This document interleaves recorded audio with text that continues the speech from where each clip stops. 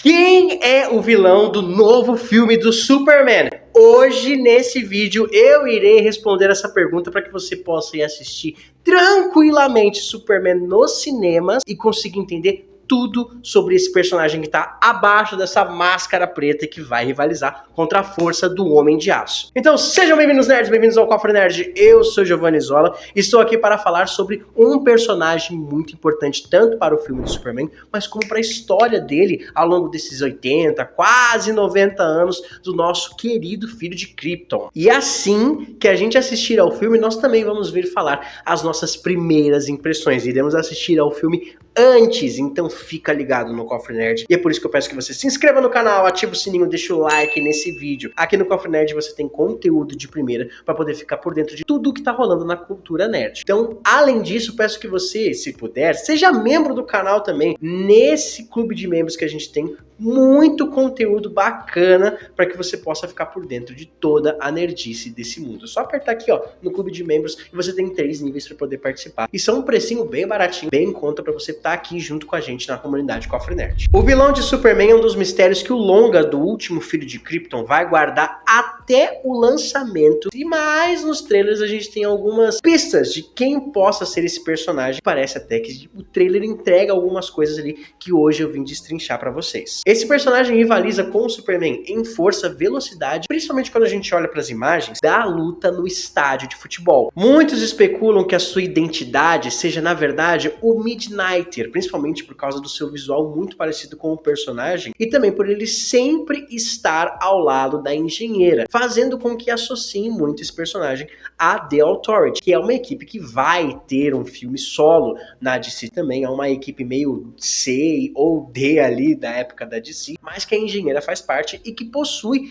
o Midnighter como um dos membros. Contudo, se a gente olha um pouquinho mais com atenção para o traje desse personagem, a gente consegue perceber um símbolo que pode dizer outra coisa sobre ele. Um símbolo com a letra U. E que isso pode significar o Ultraman. O Ultraman é um personagem também canônico na DC Comics e também nas suas animações. Ele é uma versão do Superman da Terra 3, que na verdade é maligna e que faz parte do Sindicato do Crime e não da Liga da Justiça. Só que entre Midnighter e Ultraman, a gente tem um outro detalhe que pode dizer que esse personagem não seja nenhum dos dois. A sua associação com Lex Luthor, o maior rival e vilão do Superman. A gente sabe que o Lex, ele é brilhante e é genial. Tudo isso pode corroborar pra gente entender que esse personagem, que por baixo dessa máscara, na verdade, tenha também o rosto do David Corenswet, do nosso querido Superman, o ator que vai fazer o Superman. Porque esse personagem, esse vilão, pode ser o Bizarro. A sua primeira aparição foi na revista Superboy, edição número 68, em 1958, criado pelo Otto Binder e pelo George Pepper, um roteirista e outro artista. Mas essa é a sua origem, porém a sua versão adulta, que é importante, foi vista na edição número 254 da Action Comics em 1959. Ou seja, primeiro eles contam as origens do Bizarro também, junto com a origem do Superman, na época que eles estavam explorando a fase do Superboy, mas também contam como ele vai aparecer depois, lá na versão adulta dele, para lutar contra o Superman já adulto também. O Bizarro, pessoal, na verdade, é um clone do Superman, porém ele é uma versão distorcida. Ele foi criado pelo Professor Dalton, um cientista meio maluco da DC, que usa o raio duplicador, só que esse raio dá errado. E aí, esse clone do Superman acaba sendo o completo inverso dele, e a visão é grotesca, e é por isso que ele se chama Bizarro. E mais interessante nesse personagem é que ele, além de ter os poderes reversos do Superman, ele também é capaz de falar tudo que ele fala ao contrário, então de trás pra frente. Só que o Bizarro, pessoal, ele tem várias origens, tantas origens diferentes quanto a DC tem reboots de universo. Algumas origens falam principalmente que ele possa ser um sósia de um mundo paralelo, que é a Terra Bizarra. É um mundo completamente inverso da Terra 1 que a gente conhece da DC, e que ele tem versões distorcidas de todo mundo, incluindo do Superman, e ele acaba vindo pra cá. Mas outra versão que eu acho que vai ser adaptada para esse filme é a versão dos Novos 52, do universo Rebirth da DC, que é um clone criado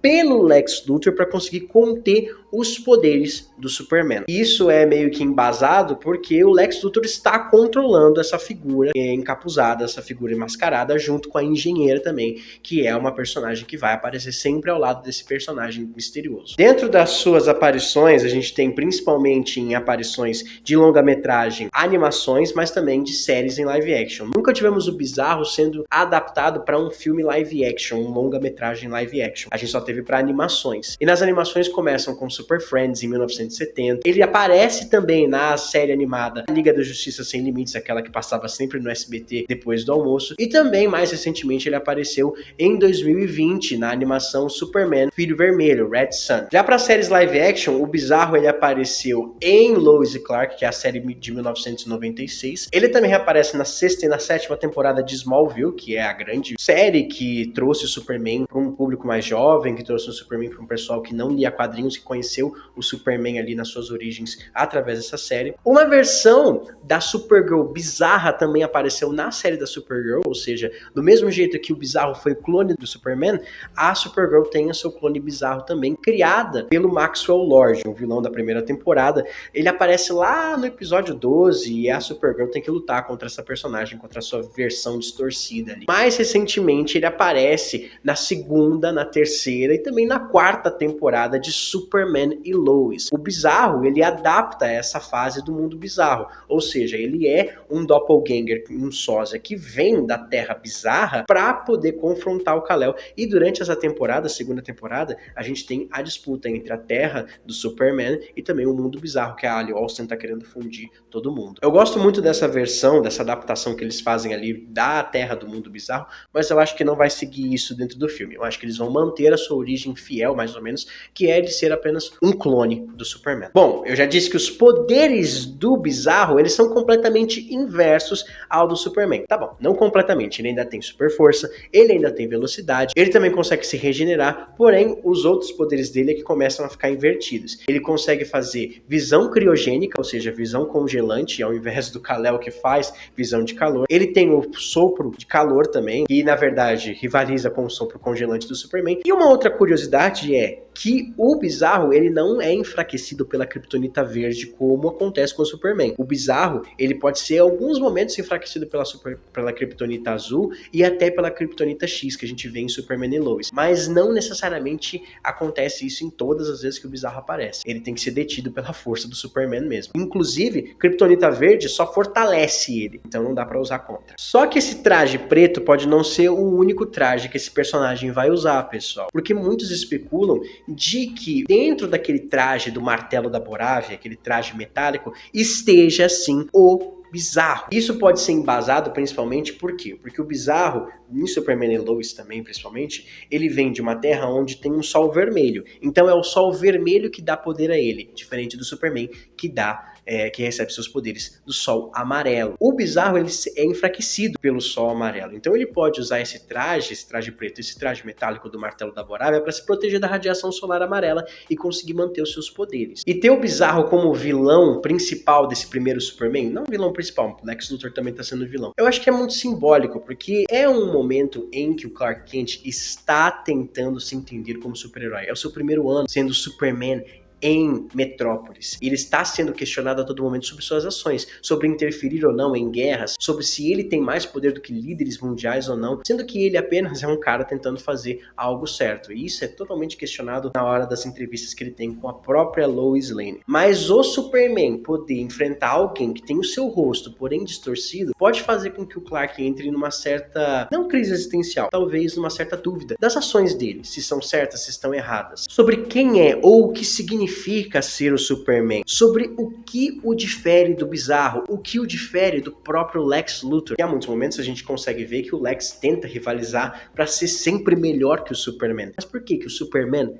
é melhor do que o Lex Luthor. Então, para um personagem que lá na frente a gente sabe que vai ser um símbolo de esperança, que vai ser um dos maiores brasões de super-heróis do mundo, para uma pessoa, para um ser, para um personagem que está tentando se entender no seu primeiro ano como super-herói, nas suas primeiras grandes batalhas, talvez lutar contra um reflexo maligno seu seja algo muito interessante de se ver. Pessoal, deixa aqui nos comentários se vocês conheciam ou não o Bizarro, e se vocês assistirem ao filme, voltem aqui para ver se eu estava certo ou não, beleza? Muito obrigado por terem assistido até aqui e até a próxima, nerds. Fui!